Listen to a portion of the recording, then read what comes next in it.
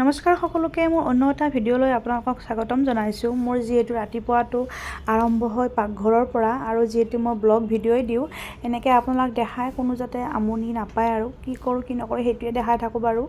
ৰাতিপুৱাৰ ভাগত এনেকৈ ল'ৰা উঠিলে আটা ৰুটিৰ কাৰণে আটাটো মাৰি ল'লোঁ। তাৰপৰা মোৰ দেখিছেনে লগৰজনী উঠি আহিলে, তাই মানে মোক আহিব নিদিয়ে, তাইৰ লগত শুব লাগে। এনেকৈ বনালোঁ আৰু বনোৱাটো দেখুওৱা নহ'ল বাৰু। পনীৰ বনালোঁ অলপমান, একদম গাঁৱলীয়া ষ্টাইলতে বনাইছোঁ পনীৰ ৰুটি। তাৰপৰা কল মধুৰিআম সেনেকৈ ভৰাই দিলোঁ পেক কৰি। তাৰপৰা এতিয়া থ'ব যাম, তাইক থ'ব গ'লেতো নহ'ব, তাইক ক'ত থৈ যাম, এইটো এটা ডাঙৰ প্ৰব্লেম। আৰু ঘৰত অকলে নাথাকে, ইমান দিগদাৰ হয় নহয়। পিছফালে বেগটো তাইক কোলাত ল'বও লাগে, নল'লেও নহয়। আজি অলপমান দুগুক কৰোঁ, তুমি অলপ মোবাইল ধৰি দিয়াচোন। মোবাইল ধৰা মানে মানুহ নাই, ইমান দিগদাৰ হয় কেতিয়াবা। সেনেকৈ মোবাইলটো তলত থৈ কিনে সেনেকৈ ভিডিঅ' বনাই কিনে আপোনালোক দেখাই থাকোঁ আৰু কি কৰোঁ কি নকৰোঁ। সেনেকৈ আহিলোঁ। আৰু চেৰিত মানে কি হয়, ইয়াতে যিহেতু লিফ্টৰ ব্যৱস্থাটো নাই, চেৰিত মানে নামি যাওঁতে ভাল, উঠি আহোঁতেহে ভৰি একদম বিষ নহয়, ভাগৰি যোৱা যায় একদম। তাৰপৰা আহিলোঁ, বেছি টাইম ৰখিব লগা নহ'ল বাৰু বাছক। 5 মিনিটমান ৰখোঁতেই আহি পালে। দেখিছেনে কুকুৰটো, সি আৰু ভয় কৰিছে কামুৰে বুলি, সেইকাৰণে দেখাই দিলোঁ অলপমান। তাৰপৰা এনেকৈ আহিল বাছ, তাৰপৰা গুচি গ'ল। তাৰপৰা গুচি যোৱাৰ পিছত অলপমান মানে শান্তি পোৱা যেনো লাগে, কাৰণ দুয়োটা থাকিলে কেতিয়াবা মৰমো লাগে, কাজিয়াও হয়, মানে এনেকুৱা আৰু। তাৰপৰা আহি কিনে দেখিছেনে ঘৰ মানে অৱস্থা, মানুহ ভাবোঁ ইমান লেতেৰা হৈ থাকে নেকি।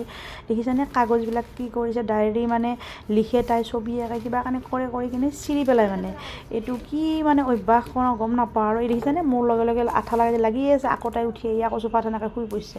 এনেকৈ ভাগ কৰি সোপা কালাৰবিলাক বেলেগকৈ থৈ দিছোঁ, আকৌ কাগজবিলাক বেলেগকৈ।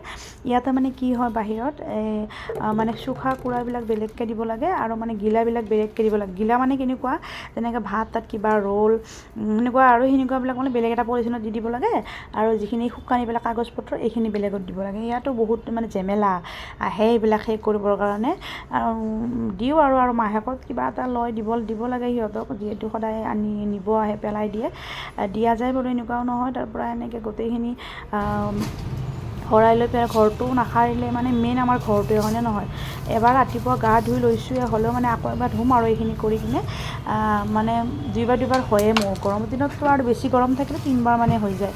এনেকৈ আৰু বাৰান্দাখনো নাসাৰিলে ভাল নহয়, কাৰণ দুৱাৰ মুখৰ পৰা উলিয়াই কিনে মানে 2-3 ঘৰ মানুহ আছে ন, কথা কোৱা যায়, চেণ্ডেল পিন্ধাকৈ নাযায় আৰু, গোটেইখিনি যিহেতু পকীয়ে হয়, সেইকাৰণে বাৰান্দাখন সাৰা মোচা কৰা যায় আৰু।